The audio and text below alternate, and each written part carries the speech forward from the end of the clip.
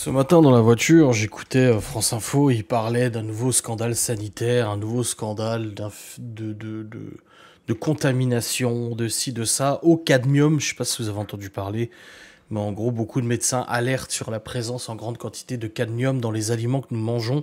Cadmium qui est un élément ferrique qui est en fait distillé dans les terres agricoles au travers des engrais utilisés par les agriculteurs, les engrais de masse, etc.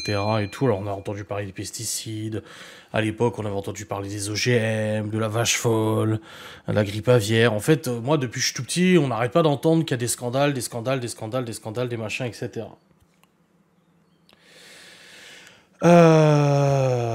Et je me suis dit, j'étais dans la voiture, je conduisais, j'écoute ça, j'écoute le cadmium, la contamination, les enfants, machin et tout ça, ça réduit notre espérance de vie, il y a le bisphénol.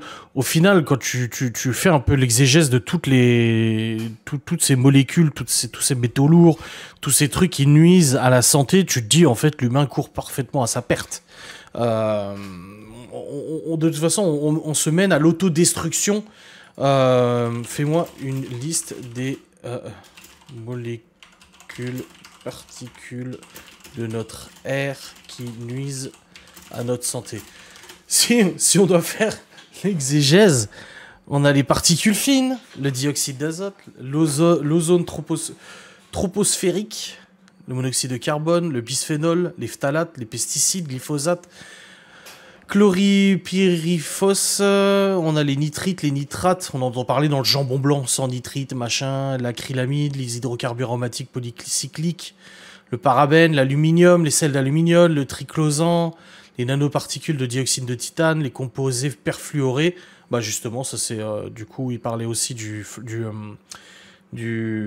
cadmium, mais aussi du nitrate et du phosphore et tout, l'amiante, le plomb, le mercure. Voilà. Si tu regardes en fait toutes les compositions de tout ce qu'on ingurgite, tout ce qu'on mange, tout ce qu'on boit, etc., on ne fait que ça de s'empoisonner constamment. Et c'est pas pour rien qu'aujourd'hui il y a autant de cancers, autant de maladies, autant de choses, etc. Déjà, bon, après il y a autant de cancers parce qu'aujourd'hui on les dépiste. Donc c'est une causalité. Plus tu dépistes, plus tu en détectes et plus les statistiques augmentent, ce qui est tout à fait logique. Mais je pense qu'en effet, nous sommes dans une ère un peu agroalimentaire qui, du coup, est nocive pour nous. Et en fait, je prenais un peu de recul en écoutant ce sujet sur France Info et je me dis, au final, l'espèce humaine s'empoisonne, s'intoxique et en fait, il n'y a pas réellement, l'humain n'est pas réellement bien pour cette terre et la terre n'est pas forcément bien pour l'humain. Il y a tellement de choses qui sont nocives pour nous, etc. Tu sais, on dit oui, voilà, si une autre espèce humaine existerait, il faudrait qu'elle soit sur une terre qui n'est pas hostile, machin. Mais en fait, en réalité, notre terre est hostile. Elle est juste moins hostile que d'autres. Les catastrophes naturelles, tous ces polluants, ces machins, à l'état naturel, à l'état artificiel. Et l'humain, sans problème, continue à aller jusqu'à sa perte. Franchement, moi, je vous l'ai déjà dit, j'ai une vision très pessimiste de tout ça, et c'est ce que j'ai dit à ChatGPT, parce que j'aime bien alimenter un peu le débat avec ChatGPT avant de faire une vidéo. Je dis, en gros, l'humain court à sa perte. Et ChatGPT, il m'a dit, bah, c'est peut-être aller vite de dire ça, mais il y a quand même des signaux d'alerte. La crise écologique majeure, le réchauffement climatique, l'effondrement de la biodiversité. Encore une fois, moi, tout ce qui est écologie et tout, bien sûr, on pollue notre planète, c'est grave et tout ça. Mais d'un autre côté, je me dis qu'un jour, la planète reprendra ses droits. Un jour, l'humain disparaîtra parce qu'il soit il y aura une guerre, soit il y aura une épidémie, une vraie épidémie mortelle, soit il y aura quelque chose et l'humain va de toute façon droit dans le mur. L'espèce humaine a une durée limitée sur Terre, et une fois que la Terre reprendra ses droits, tout se remettra à marcher, à fonctionner correctement de toute façon. La surconsommation et l'épuisement des ressources, moi ça fait 20 ans qu'on entend dire qu'il n'y aura plus de pétrole, et c'est pour ça que tout le monde nous dit d'acheter des voitures électriques.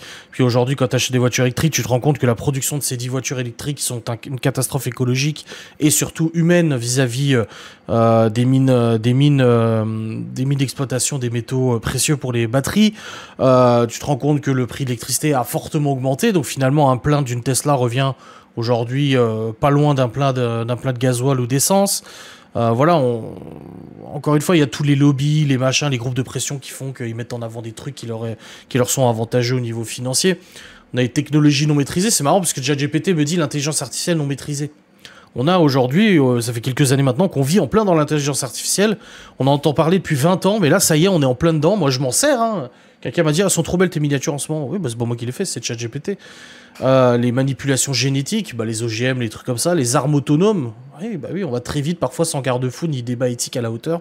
Les inégalités croissantes, oui, bah, c'est ce qu'on disait hier. On regardait un replay de Jiraya. Et il disait que en gros, 50% des ressources, 50% des finances de la planète sont détenues que par 1000 personnes, en gros, au niveau des inégalités salariales et au niveau des inégalités économiques. Mais tout n'est pas foutu, prise de conscience globale.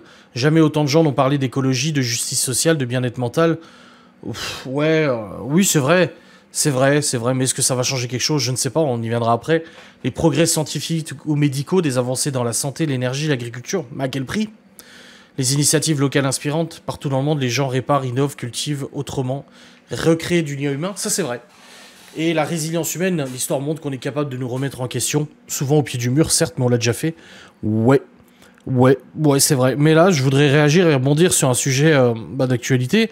Je suis un YouTuber qui s'appelle Milo Maker, je crois. Et en fait, c'est un YouTuber qui fait de la tech, qui répare des appareils électroniques et tout ça. Et en fait, il a interviewé un mec qui travaille dans une déchetterie. Et tu vois, je ne savais pas ça. Et le mec de la déchetterie, alors peut-être qu'il ment, peut-être. Je vois pas l'intérêt de mentir là-dessus, mais peut-être que ce travailleur d'une déchetterie ment, mais il expliquait qu'en fait, il était effaré d'entendre parler d'écologie à longueur de journée, de recyclage, de ci, de ça. Il a dit, alors que nous, en fait, on voit à la déchetterie ce qui se passe, c'est qu'il y a même des grandes marques Darty, Fnac, etc., qui parfois viennent jeter un stock complet d'appareils électroménagers fonctionnels. C'est des fins de série. Ils se disent, bah putain, il nous faut de la place dans le magasin. Toute cette série-là est terminée, on les a pas vendus. Ils prennent 15, 20, 30 frigos et ils les foutent à la déchetterie, à la destruction. Parce que ça leur coûterait plus cher de les vendre en promo que de s'en débarrasser et de les détruire. Et il a dit, et ça, on ne peut rien faire. On voit faire, mais on ne peut rien faire. On pourrait les offrir à des gens, on pourrait les disloquer, récupérer les pièces et tout. On ne peut rien faire. C'est comme nos poubelles de tri. Il y avait un reportage justement que j'avais regardé il y a quelques années. Nos sacs de tri, là, les sacs jaunes là et tout. En fait, il y en a une bonne partie qui sont envoyés dans des pays comme la Thaïlande et tout ça, dans des déchetteries à ciel ouvert, où en fait on retrouve nos poubelles de tri. Donc en fait, on nous demande nous de trier pour qu'au final, en fait, on soit pas capable. Et c'est ce qu'il disait. Il disait voilà, dans la déchetterie et tout, voyez, vous avez un bac d'électronique où vous mettez tous vos appareils électroniques dans le bac, ordinateur, cafetière, machin et tout ça. Il a dit, vous pensez quoi? Que derrière, en fait, il y a des petites mains qui vont recycler, machin. Non, tout est broyé. Tout est broyé et ça fait des déchets ménagers. C'est totalement broyé, il n'y a aucun recyclage qui est fait. Au final, c'est juste le l'esbrouf, on fait croire qu'on fait du tri, on fait croire tout ça. Moi, je m'en souviens, mes parents habitent à côté d'une déchetterie. Et quand j'étais tout petit, mon père, il allait vider la remorque à la déchetterie. Et à l'époque, le vidage de la remorque, c'était pas compliqué. Tu arrivais sur le bord, tu soulevais la remorque, tu vidais tout dans un trou et il recouvrait de terre. Voilà, c'était de l'enfouissement. C'était un centre d'enfouissement. Et aujourd'hui, on te fait mettre dans des bacs. Alors ça va là, ça va là, ça va là. C'est comme les huiles moteurs, les machins. Ouais, faut mettre dans un bac spécifique. Alors qu'en fait, ça va juste être déversé dans la terre. Donc en fait, moi je trouve que l'écologie aujourd'hui, il y a deux aspects que je n'apprécie pas. C'est l'aspect punitif. Donc l'écologie punitive et culpabilisante. Genre ouais, tu roules en diesel, t'es qu'un connard.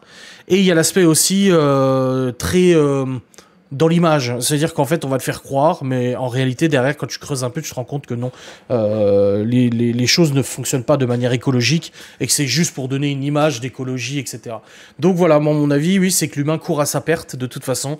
Aujourd'hui on dit oui, faire gaffe au bisphénol machin, mais si tu remontes dans les années 50, dans les années 1900, 1800, 1700, si tu regardes au temps des années 1700, les gens mouraient d'abcès à la bouche, parce qu'ils bouffaient n'importe quoi, ils se brossaient pas les dents, ils mouraient d'infections parce qu'ils prenaient pas de douche, pas de bain, il mourait parce qu'on croyait que du coup c'était les humeurs qui faisaient les maladies et tout, donc on te faisait des saignées pour enlever tes humeurs et tout ça.